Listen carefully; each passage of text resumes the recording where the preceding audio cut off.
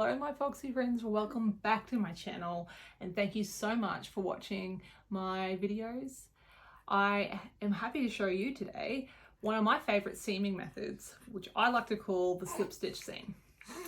It's really great to use once you have done the waist cast off method, and I do have my son here with me who has decided to wake up from his nap.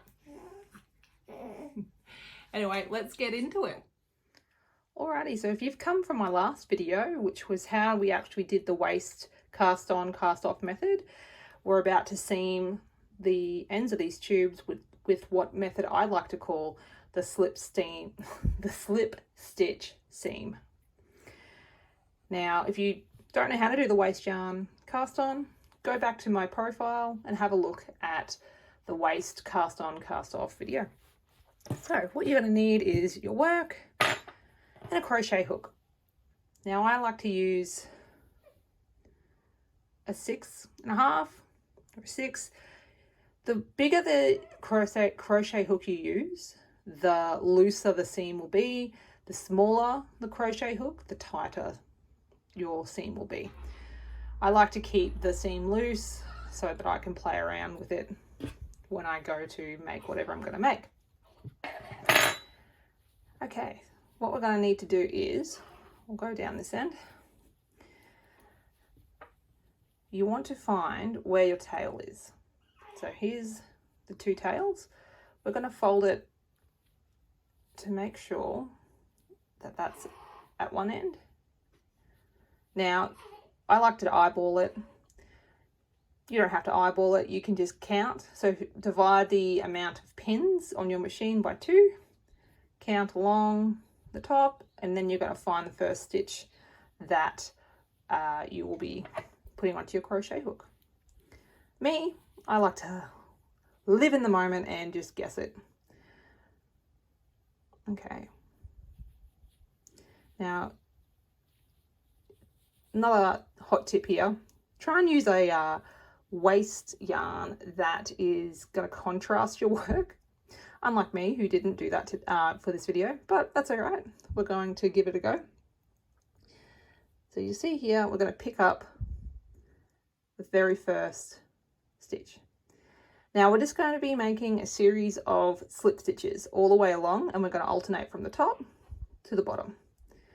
So I like to start at the top, move along, and you'll find the first stitch, put it on, and slip it through. Then we go to the bottom, put it on, slip it through. Go back up the top, put it on, and slip it through. And we're just going to continue like this all the way down. Sometimes if your work's really tight, I like to use my finger and my thumb to help the stitch get on and over. So like here, you can see it's really tight. And the stitches may start to get tighter as you go along because what you're doing is pulling and slipping through. It does help to actually have the work flat on the table. It might help with that tension, but I'm holding it up to the camera so you can see what I'm doing. And I'm also trying to look through a camera while doing this. It's, you know, mum life, right? We're great at multitasking. Okay, and I'm just going to keep going along.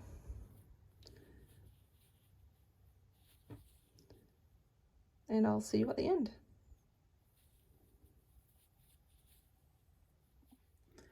Alrighty, so this is what your work will start to look like.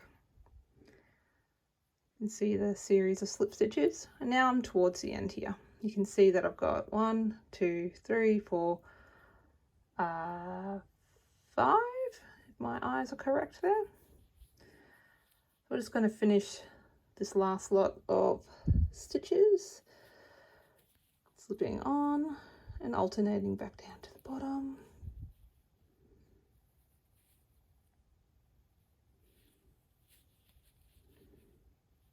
Back up here.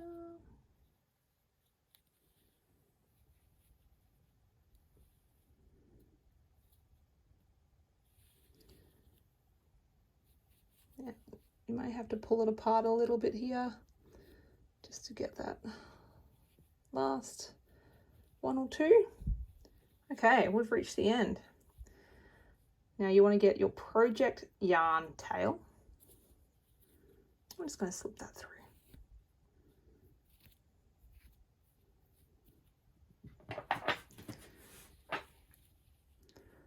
I'll give you a close-up.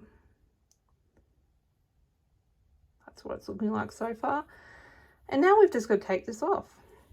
So what you'll find is when you do the waste yarn, when you go to take it off, one end is going to be easier to unravel than the other, only slightly. So the end that you cast off, the last, like where you finished your work, the very last thing you cast off the machine, that's going to be easy. Once you've secured this end, you just pull and this will unravel. But the end that you started with, the end that you cast on with, it's going to be just a little bit harder. You can't just pull the tail, it's not going to come out. So what you need to do is find the start. So actually find the tail. So you can see here, this is the very first bar. That's the one we want to pull. I'm hoping this is going to work now. Aha, there we go.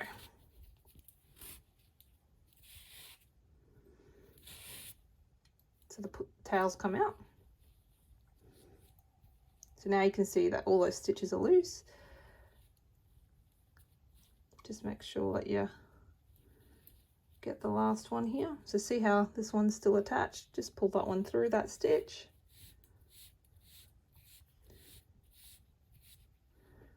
Now I like to wind this back up into a ball so I can reuse it again and not waste my yarn. Sometimes they can get a little stuck there. I'm just going to pull. Very satisfying.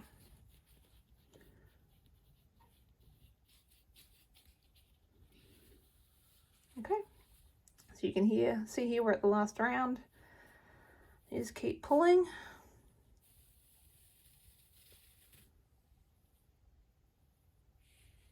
And it should come out. Wind it up.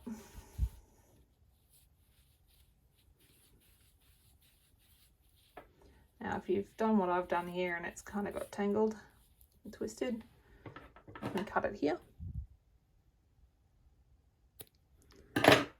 And just pull it out.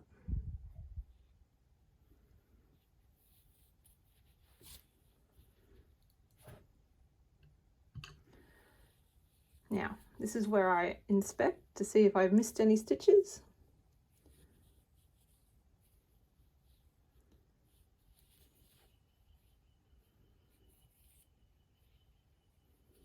Doesn't look like I did. So this is what it's going to look like at the end. And then all you would do is tie a knot in this end, and then we just hide it back through in the work. I do it like this.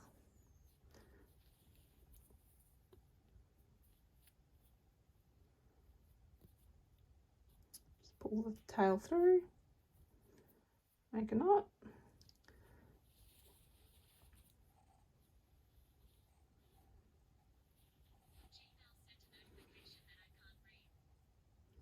And we're just going to pull this through and hide the work. And there you have it. That's the slip stitch cast off, and then you're just going to repeat on the other end.